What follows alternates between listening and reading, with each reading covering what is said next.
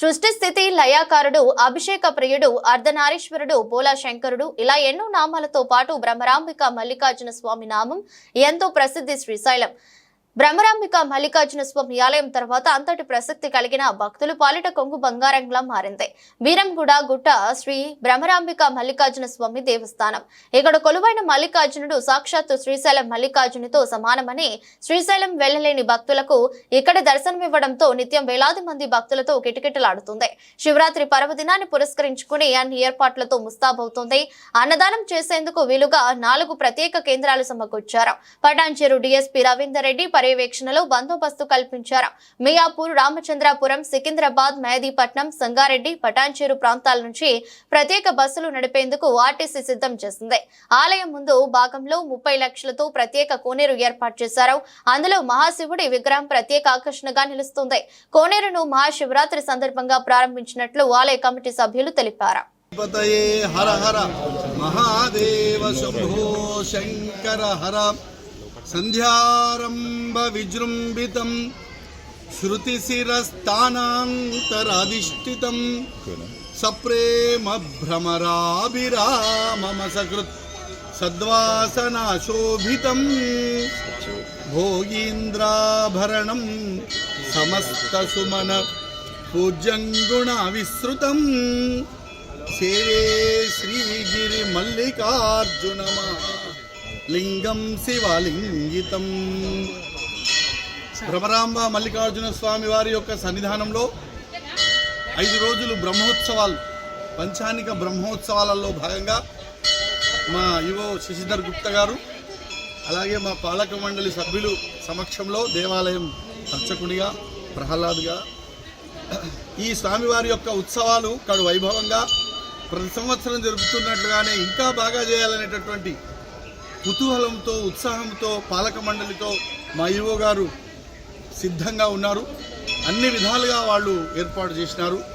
ఏ రోజు ఏ కార్యక్రమం జరుగుతుందనే విషయాన్ని కూడా మీ ముందుంచారు. తదనుగుణంగా ఈ ఉత్సవాలన్నీ కూడా మంగళప్రదంగా జరుగుతాయి.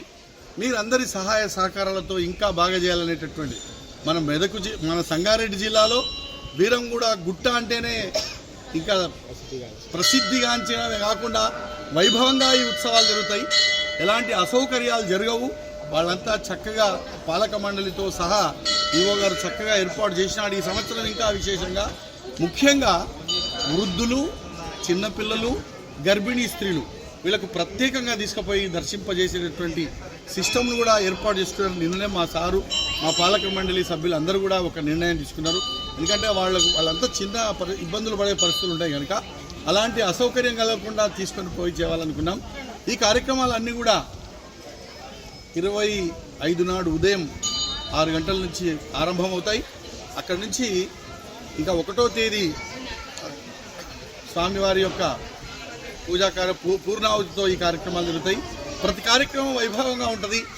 ఎక్కువ సంఖ్యలో భక్తులు ఇచ్చేసి స్వామివారిని కనులారా దర్శించుకొని అవకాశం ఉన్న దగ్గర మనసారా చేతులారంగా శివుని పూజించడేని, నోరు నొవ్వంగా హరికీర్తినుడు అదేని, దయయు సత్యంబుగా లోనుగా తలపడేని, కలగనేటికి తెల్ల కడుపు చేయటం అని చక్కని పద్యంలో భావంతో చెప్తారు మహానుభావులు పెద్దలు.